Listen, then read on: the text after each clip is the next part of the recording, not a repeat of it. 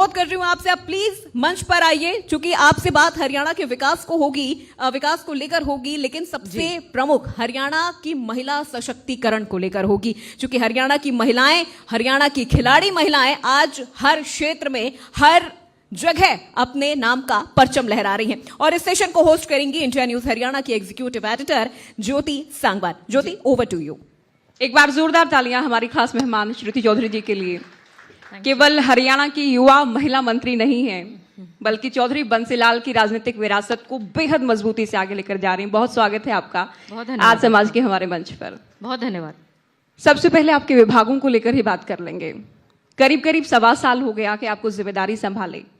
कितनी प्रगति विकास कार्यों को लेकर आपके विभागों में? सबसे पहले ये दो ऐसे विभाग हैं मेरे पास, इरिगेशन डिपार्टमेंट और WCD women and child department. दोनों ऐसे विभाग हैं जो लोगों से डायरेक्टली जुड़े हुए हैं। हरियाणा में ख़ास तौर पे जब हम हमेशा बोलते हैं, हम इतना फ़ख्र करते हैं कि हमारा कृषि प्रधान प्रदेश है और यहाँ के किसान ने बहुत मेहनत करी है। इरिगेशन डिपार्टमेंट डायरेक्टली उससे जुड़ा हुआ है। हमारा जो प्रदेश है वो एक राइपेरियन स्टेट नहीं है जहाँ पे हमारे पास नदियाँ नहीं हैं, नेचुरल रिवर्स नहीं हैं, सिर्फ सीजनल रिवर्स हैं जो बारिश में आती हैं। तो हम बहुत वाइडली हमारे कैनाल नेटवर्क पे डिपेंडेंट हैं। तो इसलिए बहुत ज़रूरी है कि जो कैनाल, जो हमारा नेटवर्क है, जो हमारा इंफ्रास्ट्रक्चर है, वो इस तरीके का हो जहाँ पर टेल तक पानी पहुँचे। कोई ऐसा खेत ना हो, कोई ऐसी जगह ना हो जहाँ पे हमारा कैनाल नेटवर्क की कवरेज ना हो। तो इस करके एक बहुत बड़ा प्लान हम लोगों ने बनाया है और मेरे ख्याल से चौधरी बंसीलाल जी के टाइम पर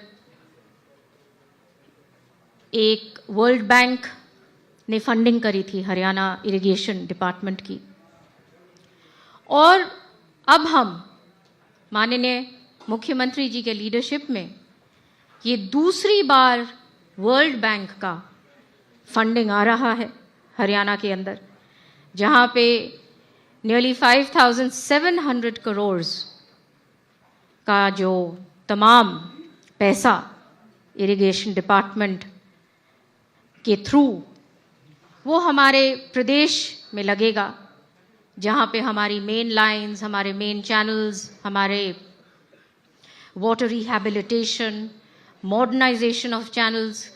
क्योंकि एक बहुत इम्पॉर्टेंट बात है, जब आप टेल की बात करते हो तो ये वो हमारा शासन है माननीय नायब सिंह जी के कार्यकाल का, जहाँ पे कोई बिना भेदभाव के पानी का बंटवारा पूर्ण रूप से, जो रोटेशनल प्रोग्राम्स हैं। क्या अंतिम टेल तक पहुंच रहा है पानी? क्या स्टेटस है? 90% पहुंच रहा है और हमारी ये कोशिश है और मैं कॉन्फिडेंट हूँ कि इस कार्यकाल में, माननीय मुख्यमंत्री जी के कार्यकाल में, हम तमाम नेटवर्क को, जो मेन लाइंस हैं, टेल्स हैं, ये तमाम इनका काम हम कर लेंगे।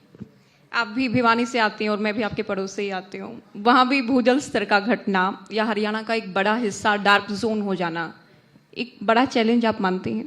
बिल्कुल है, और पानी नीचे से डिप्लीट करता जा रहा है और इस पर हमें बहुत युद्ध स्तर पर काम करना है।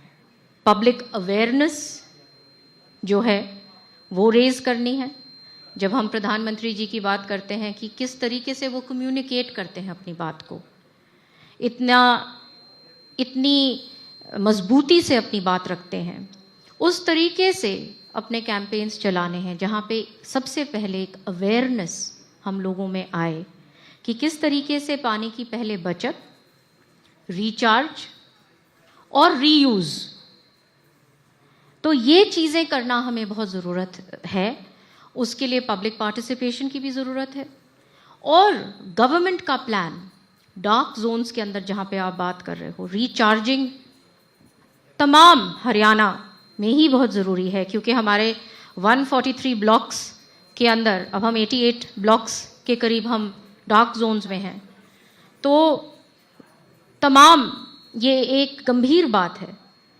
तो इसको किस तरीके से जो अलग अलग योजनाओं के तहत और जो वाटर बॉडीज़ बनाना, हर एक जहाँ जहाँ पंचायत हमें ज़मीनें देंगी, प्रोएक्टिव होकर वहाँ पे ज़मीनें लेनी, कैनाल्स से उनको जोड़ना, प्लस यही नहीं कि कैनाल से ही जोड़ो, जहाँ पे आपके अलग अलग इंटीग्रेटेड तरीके से आपको पानी का किस तरीके से पानी को रोकना है, कैच द रेन जैसे बोला जाता है, हमारे प्रधानमंत्री जी का स्लोगन है।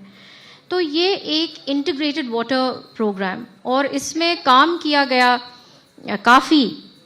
माननीय मनोहर लाल जी के टाइम पर भी उन्होंने एक बॉडी बनाई HWRA, और उसका जो उसके तहत 13 डिस्ट्रिक्ट्स में काम हुआ, 13-14 डिस्ट्रिक्ट्स में काम हुआ, 36 ब्लॉक्स थे और 11% रिचार्ज भी हुआ।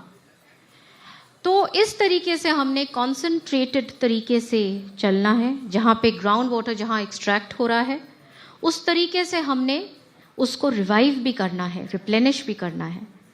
तो ये एक बहुत ज़रूरी बात है। साथ साथ क्योंकि ये वाटर की जब हम बात करते हैं, ये एक आइसोलेशन में बात नहीं हो सकती, इसमें आपका एग्रीकल्चर, आपकी फार्मिंग आती है, किस तरीके से आपकी जो खेती बाड़ी, एग्रीकल्चर रिलेटेड जो सेक्टर है, वहाँ पे एक बहुत अच्छी योजना है जहाँ पे राइस से, वहाँ पे जहाँ पे धान की उगाई से हटाने के लिए मेरी फसल मेरी विरासत, और माइक्रो इरिगेशन जो हमारा मिकाडा के थ्रू हमारा जो इरिगेशन डिपार्टमेंट करता है, जहाँ पे पर ड्रॉप मोर क्रॉप। तो ये सारी जो चीज़ें हैं, इनको हमें लोगों तक अब इनको कामयाब करना है। और मैं मानती हूँ कि हरियाणा एक बहुत प्रोग्रेसिव स्टेट है। आप देखिए कि जब शुरू में जब हरियाणा बना था, तो पंजाब में तो it is a fertile land, वहाँ पे तो रिवर्स हैं, नदियाँ हैं, और हमारे यहाँ एक रेगिस्तान को, बंजर जमीन, यहाँ पे किसान ने हरा भरा किया।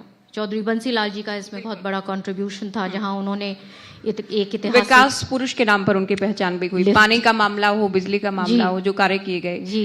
अच्छा, वर्तमान में क्योंकि हरियाणा कैबिनेट में आप बेटियों का प्रतिनिधित्व करती हैं, किरण चौधरी महिलाओं का प्रतिनिधित्व कर रही राज्यसभा में, आपका विभाग भी है महिला एवं बाल विकास जी। तो महिलाओं के सपनों को, बेटियों के सपनों को उड़ान देने के लिए क्या काम कर रहा है आपका विभाग, और बतौर मंत्री आप क्या कर रहे हैं? देखिए, वही मैं कह रही थी कि हरियाणा एक बहुत प्रोग्रेसिव स्टेट है, और यहाँ पर अगर हम जैसे ये आप शुरू करिए बेटी बचाओ बेटी पढ़ाओ अभियान से, जो एक इतने बड़े स्तर पर, जहाँ पे प्रधानमंत्री जी ने खुद इस बात को लेकर पानीपत की भूमि से, हरियाणा की भूमि से एक आह्वान किया, उन्होंने समाज को एक बात कही कि we have come of time, we have come of age, जहाँ पे वी सेलिब्रेट वुमेन। जब हम बोलते हैं भारत माता की जय, तो ये सिर्फ बोलने की बात नहीं है, ये कर दिखाया। जब उन्होंने ये बेटी बचाओ बेटी पढ़ाओ का अभियान शुरू किया, तो लिंग अनुपात हरियाणा में 871 था, और इतनी भयंकर खबरें आया करती थी हरियाणा को लेके, नेशनल इंटरनेशनल, कि बहुत शर्मनाक बात थी हरियाणा के लिए। लेकिन जब इसके ऊपर एक गंभीर काम किया गया और उसी ढांचे में ये सारी की सारी योजनाएं बनाई गई कि उसके बर्थ पे किस तरीके से, चाहे ये जो प्रधानमंत्री मातृ वंदना योजना है उसके, चाहे आगे बढ़कर फिर मेरी बेटी आपकी बेटी, ये सारी की सारी जो योजनाएं जो हैं कि आगे आगे बढ़कर किस तरीके से फीमेल गर्ल चाइल्ड के बर्थ को सेलिब्रेट करे और आगे आगे जैसे वो अपने पड़ाव पर आए जीवन में, तो इस प्रकार का वातावरण उसके लिए बने जहाँ पे वो एक अपने ऑप्टिमम लेवल पे जा सके। और यहाँ पे अगेन आई ऑलवेज रिमेंबर मेरे दादाजी को, क्योंकि उन्होंने भी जब मेरे पिता का देहांत हुआ था करीब 21 साल पहले, तो एक वातावरण बना कि सुरेंद्र की तो कोई बेटा नहीं है, बेटी है, तो अब किसको पहनाएंगे पगड़ी। ये सुनना और सोचना भी कितना पेनफुल है उस वक्त, एक बेटी होने के नाते। उस वक्त क्योंकि हरियाणा इज वेरी पेट्रियार्कल, उस समय की बात है, लेकिन चौधरी बंसीलाल ने ये बोला तो कहने का मतलब और कर दिखाया। तो मेरा कहने का मतलब ये है कि जब लीडरशिप जो बोलती है और कर दिखाती है तो समाज उस तरफ मुड़ता भी है। आज आप देखिए कि किस तरीके से उस चीज़ को लिया जाता है। हमारी महिला सरपंच जो हैं, जो आज हमारे साथ कंधे से कंधे मिलाकर खड़ी होती हैं, 50% उनका रिजर्वेशन है, आती हैं और खूब विकास की बात करती हैं, करवाती हैं अपने गाँव में। जब हमारी एथलीट्स वापस आती हैं जीत के तो उनको पगड़ी पहनाई जाती है। तो ये सिंबॉलिज्म भी इज इक्वली इम्पोर्टेंट। ये जैसे अवेयरनेस आपकी राजनीति की शुरुआत में, आपके चुनाव में, मुझे याद है जो इलाके में बोर्ड्स लगे, पोस्टर लगे, पगड़ी वाली आपकी फोटो होती थी, तो वो राजनीतिक विरासत स्वर्गीय चौधरी सुरेंद्र सिंह की भी, चौधरी बंसीलाल की भी एक बेटी होने के नाते आप आगे ले जा रही हैं, और ये विभाग भी आपको मिला के जिसमें आप बेटियों के लिए बहुत कुछ कर सकती हैं। पानी को लेकर हम बात कर रहे थे श्रुति जी। SYL एक ऐसा मुद्दा जिसमें हम कानून से जीते हैं हर बार, हरियाणा सियासत से हारा है पंजाब की ओर से। अब भी मीटिंग्स का दौर जारी है। पिछले दिनों आपका बयान भी आया था कि हरियाणा को जल्द ही SYL का पानी मिलेगा। तो क्या आज समाज के मंच से आप ये दावा या आश्वासन दक्षिण हरियाणा के किसानों को देंगे कि जल्द ही SYL का पानी, हरियाणा का हक, हरियाणा के लोगों को मिलेगा? देखिए, सबसे पहले मैं ये कहना चाहूँगी कि ये बहुत गंभीर और सेंसिटिव इशू है, इंटरस्टेट इशू है, और मैं कोई नहीं होती ये ऐलान करने वाली। आश्वासन, दावा, भरोसा, ये जैसे सुप्रीम कोर्ट, माननीय सुप्रीम कोर्ट ने कहा है कि अब ये स्टेट्स आपस में बात करें एक अच्छे माहौल में, क्योंकि पानी का मसला जो मेरा तेरा नहीं होना चाहिए। हम सब भारतीय हैं और उसी कॉन्टेक्स्ट में हमने बात करनी है। तो पिछली जो हमारी मीटिंग हुई है, अच्छी हुई है। दोनों CMs वहाँ पे थे, इरिगेशन मिनिस्टर्स थे, लेकिन बीच बीच में कभी कभी ऐसी बातें हो जाती हैं जहाँ पे पॉलिटिक्स होने लगती है, जहाँ फिर ये सारी चीज़ें उलझाई जाती हैं, क्योंकि फिर कभी कभी पॉलिटिक्स भी आ जाती है बीच में, जो नहीं आनी चाहिए, क्योंकि ये ना तो पंजाब के लिए अच्छा है और ना हरियाणा के लिए। हम लोगों को बैठकर अच्छी तरीके से इसका समाधान निकालना चाहिए, क्योंकि जो हरियाणा का हक है वो हरियाणा को मिलना चाहिए। इसमें दो भांत नहीं होनी चाहिए, और इसको बहुत गंभीरता से ये बात समझनी चाहिए। थोड़े राजनीतिक विषयों को लेकर भी बात कर लेते हैं। आपकी 3 पीढ़ियों ने कांग्रेस की राजनीति की। पिछले लोकसभा चुनाव के बाद जो कुछ हुआ वो हरियाणा ने देखा, भिवानी महेंद्रगढ़ ने देखा। आप बीजेपी में आई, आपकी मदर बीजेपी में आई, तो क्या डिफरेंस आप पाते हैं? एक तरफ देश की सबसे पुरानी पार्टी है, एक तरफ देश की सबसे बड़ी पार्टी है, क्या अंतर? जमीन आसमान का। देखिए, सबसे इम्पोर्टेंट चीज़ मैं मानती हूँ पॉलिटिक्स में या जीवन में रिश्ते हैं, लीडरशिप है। लीडरशिप भी एक किस्म से रिश्ते हैं। कैसे वोटर आपसे कनेक्ट करता है, वो भी एक रिश्ता ही होता है अपने लीडर के साथ। आज नरेंद्र मोदी जी को बार बार क्यों लोग ला रहे हैं? क्योंकि वो डायरेक्टली कंपेयर भी करते हैं कांग्रेस की लीडरशिप के साथ। अब आप हाल ही में देखिए, अभी एक बहुत ही जिसकी मैं कड़ी निंदा करती हूँ, पार्लियामेंट के अंदर किस तरीके से लीडर ऑफ द ऑपोजिशन वहाँ पे पौड़ियों पे बैठकर रवनीत सिंह बिट्टू के लिए और वहाँ पे इस तरीके से हल्ले कर कर एक वहाँ से मेंबर गुजर रहे थे तो सारे इकट्ठे होकर, और किस प्रकार से एलओपी ने इतने बड़े पद पर रहकर इतनी बचकानी हरकत करी, तो आप समझ सकते हैं कि कांग्रेस का क्या हाल होगा जब लीडरशिप का ये हाल है। तो आप समझिए डाउन द रैंक्स क्या हाल होगा। मैं तो सीधी बात बोलती हूँ। तो ये तो कोई कंपैरिजन ही नहीं है। यहाँ पे ये गंभीर पार्टी है। हम लोगों का देश के प्रति सब लगे हुए हैं अपना अपना दायित्व निभाने में। जो एमपी के रोल में है वो एमपी का काम कर रहे हैं, जो एमएलए या मंत्री के रोल में है वो अपना काम कर रहे हैं, संगठन अलग से लगे हुए हैं, तो और तालमेल पूरा है। तो उसी तरीके से तभी तो आप फिर कोई कंट्रीब्यूट कर पाएंगे, तभी तो आप कुछ कर पाएंगे। और इस चीज़ को, इस डिफरेंस को हमारे लोग जो हैं वो अच्छी तरह से समझते हैं, इसलिए सेंटर और स्टेट में नतीजा आपके सामने है। शुरुआत में आपने कहा कि बीजेपी एक समान कार्य कर रही है और ये बीजेपी का बड़ा दावा भी है। हुड्डा साहब की सरकार में हम देखते थे, भिवानी की बात करें, जींद को लेकर भी बातें होती थी, कभी रेवाड़ी को लेकर, महेंद्रगढ़ को लेकर, कि एक समान विकास कार्य नहीं हो पा रहे। लेकिन इस बार एक माहौल ये दिख रहा था कि कांग्रेस सरकार बना रही है, नारे जिस तरह के दिए गए, माहौल एक रहा। तो आप लोग भी बार बार ये कहते हैं कि एक परिवार तक कांग्रेस सिमट गई है, बापू बेटे की पार्टी हो गई है। हरियाणा में कोई भविष्य आपको नजर आता है? क्योंकि अच्छी सीटों के साथ मुख्य विपक्षी पार्टी तो है। हरियाणा में तो बिल्कुल ही देव लॉस्ट द प्लॉट, क्योंकि जो आरोप ये लगाते हैं, अपने गिरबान में खुद झांक के देखें कितना इनके टाइम पे क्षेत्रवाद था। हमारे यहाँ तो खुल्लम खुला बोला करते थे, ज्योति जी आप भी वहीं से आती हैं, कि जहाँ सड़कें एक ज़िले के बाद दूसरे ज़िले तक जब ज़िले बदलते थे तो सड़कें गड्ढों में बदल जाती थी।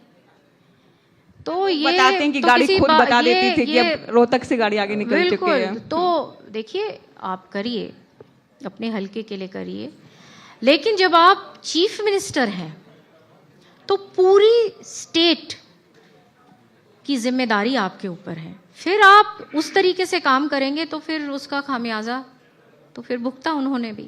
आप लोग बीजेपी में आए हैं, स्थानीय स्तर के बीजेपी नेता सभी कंफर्टेबल हैं आप लोगों के आने से? I hope so. I try my best. और पूरी हम लोग एक फैमिली के तरीके से हैं और मेरे से जो होता है आई डू माई बेस्ट।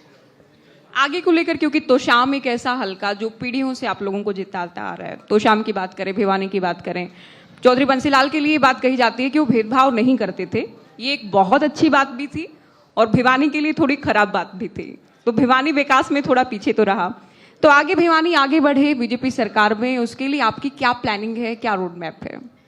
देखिए, जहाँ पे चौधरी बंसीलाल जी की जो बात थी, उन्होंने तमाम हरियाणा को डेवलप किया और भिवानी में भी ये तमाम दक्षिण हरियाणा के अंदर जो आज खेती है वो लिफ्ट इरिगेशन सिस्टम की वजह से है। नहीं तो ये तो तमाम जो एरिया था वो रेगिस्तान बोला जाता था।